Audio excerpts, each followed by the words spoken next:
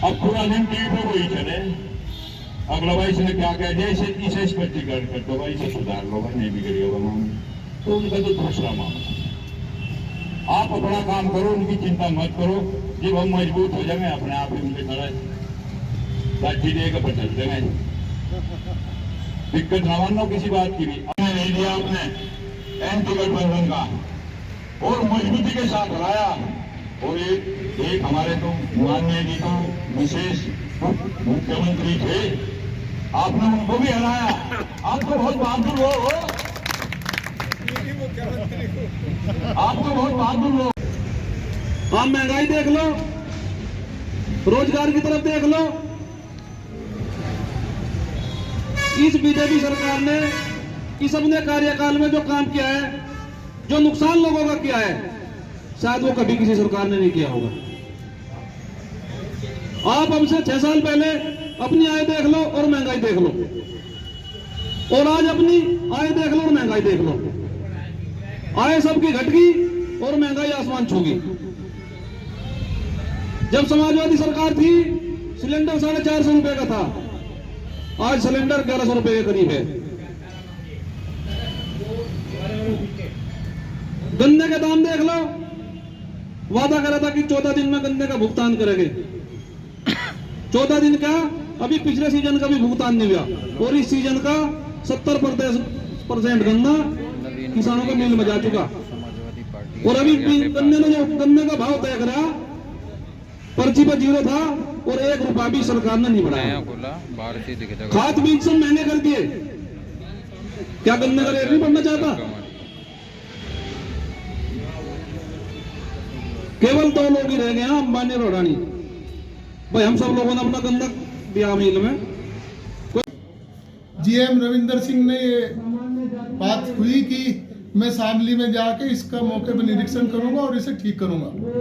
हमारी आज की बात सरकार से ये मांग है कि इस बाईपास के पूरा होने से पहले जितने भी इस सड़क से मिलने वाले रोड हैं उन सब के लिए फ्लाईओवर की व्यवस्था करें, जिससे जनता के जो हानि हो सकती है, जो दुर्घटना हो सकती है, उससे बचाव हो सके। एक बार यदि ये बन गया तो उसके बाद फिर उसमें कोई संशोधन होने की गुंजाइश बहुत कम है। दूसरा, जो इस समय की जो सड़क की जो आप देख रहे, जो दिल्ली वाला जो बना रहे हैं, ये दिल्ली देहरादून, उसमें किसानों की बहुत समस्याएं हैं। उसके बारे में हम लोगों ने इनसे बात किया।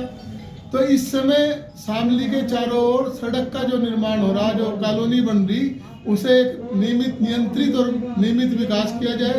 यहाँ पे जो कॉलोनाइजर और उनकी संख्या जो जिस तरीके से कुकुर मुत्ते के तरीके से कॉलोनी बढ़ रही, प्रशासन कल फिर उसे तोड़ने के लिए पहुंचेगा, जिससे उनका नुकसान होगा। तो पहले ही शामली को विनियमित किया जाए और इसके बारे में देखें। ये जो छापामार नीति है, इसे बंद करना चाहिए। पहले ही जो प्रशासन है उसे संवेदनशील होना चाहिए। ये नया जिला है, नए जिले में विकास हो रहा है, लेकिन नियंत्रित विकास करना चाहिए। दूसरा, जो हमारी सरकार के समय चीजें शुरू हुई थी, विकास कार्य शुरू हुए थे, वो आज 6 साल बाद भी, चाहे वो कलेक्ट्रेट की बिल्डिंग हो, चाहे कार्यालय हो, वो सब अधूरे के अधूरे पड़े हुए। हम अब आंदोलन का रास्ता अख्तियार करेंगे, जिससे जिला जितनी जल्दी तैयार हो सके उतनी जल्दी इस जिले को तैयार करना चाहिए, उसे नियमित बजट देना चाहिए। जो बहुत दिनों से हम पुलिस लाइन का और गांव में स्पोर्ट्स स्टेडियम की बात सुन रहे भैंसवाल के, आज 6 साल से न तो स्टेडियम की एक भी ईंट लगी, ना पुलिस लाइन की एक भी ईंट लगी। इस सरकार के भ्रष्टाचार का इससे बड़ा उदाहरण कोई नहीं हो सकता कि आपके जो सरकार से बजट भी है, सरकार घोषणा भी कर चुकी, मुख्यमंत्री को शिला पूजन के लिए भी बुला लिया, और आज तक कोई इसमें कार्यवाही नहीं हुई। दूसरा, जो हमारे किसानों पे मुकदमे लगे थे, कुछ लोगों ने, कार्यकर्ताओं पे, राजनीतिक कार्यकर्ताओं ने, जो कोविड प्रोटोकॉल के मुकदमे हैं, और जो हमारे नेता भी हैं जिन पे MP MLA कोर्ट में चल रहा, और कुछ कार्यकर्ता है। दूसरे जो किसान आंदोलन से संबंधित है, जब सारे मुकदमे वापस हो गए, उन्हें कोर्ट में और पुलिस में परेशान किया जा रहा। तो सरकार से ये मांग है, यहाँ के प्रशासन से, कि सरकारी आदेशों का पालन करते हुए जो ये मुकदमे हैं, इन्हें एक्सपंज किया जाए, सरकार की तरफ से इन्हें चलाने से बाज आया जाए।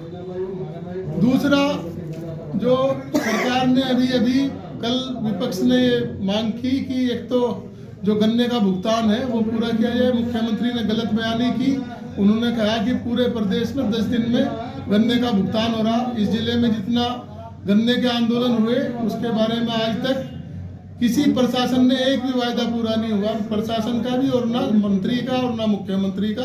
तो आज तक कोई वायदा पूरा नहीं हुआ। 10 दिन में भुगतान करने की बात किसानों के साथ छल है और बहकावा है। इस बार जो गन्ने का जो मूल्य निर्धारित किया गया वो पिछले साल के मुकाबले में यदि हम महंगाई दर जोड़ दें जो सरकार मानती है तो 24 रुपये 50 पैसे का कम है।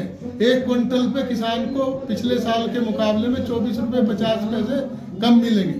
तो सरकार का जो गणित है किसानों को बर्बाद करने का है, उसकी नीतियों से किसान कर्जदार नहीं हो रहा बल्कि जमीन बेचने पे मजबूर हो रहा। तो ये स्थिति सुधारी जाए। तीसरा जो सरकार की तरफ से ये आया, हम लोगों के पार्टी ने तय किया कि पार्टी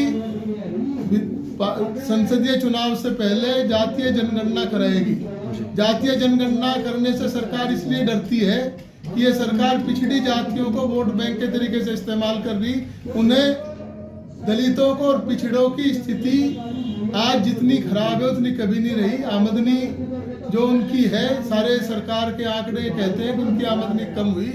तो उनकी आमदनी बढ़ाने के लिए जो एक बड़ा सहारा था, जो बाबा साहब भीमराव अंबेडकर जो व्यवस्था करके गए थे कि सरकारी नौकरी में इनकी हिस्सेदारी होगी, वो सरकारी नौकरी आज सरकार ने उसे ठेके की मजदूरी में बदल दिया। ना कोई क्लास 3 क्लास 4 किसी की भर्ती नहीं हो रही। और आरक्षण को बिल्कुल जो था उसकी जो नीति थी उसे ऐसा कर दिया कि आरक्षण में किसी की वो बेकार ही हो गया जो आरक्षण के प्रावधान थे। तो ये चोरी है संवैधानिक व्यवस्था की और ओबीसी और जो दलित वर्ग था उसके अधिकारों की। तो हमारी मांग ये है कि इस बार ओबीसी की संख्या की गिनती हो, जितनी उनकी संख्या है उसके हिसाब से उनकी नौकरी सुनिश्चित हो।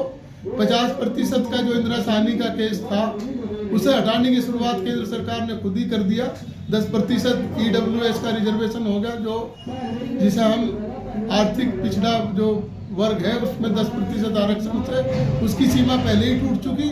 अब ये पिछड़ों की गिनती कराए और उस गिनती के हिसाब से इन्हें रिजर्वेशन दे, इतनी इस सरकार ने मांग की। इसके लिए हम 25 तारीख से और 5 मार्च तक हर गांव में जाके अपने कैंप लगाएंगे। अपने लोगों को जाकर जितनी पिछड़ी जाति के लोग हैं उनमें जाके इस बात का प्रचार करेंगे कि जातीय जनगणना उनके लिए क्यों जरूरी है और भाजपा पिछड़ेपन का और दलित होने का कैसे लाभ उठा रही। तो ये हम लोग एक जागरूकता अभियान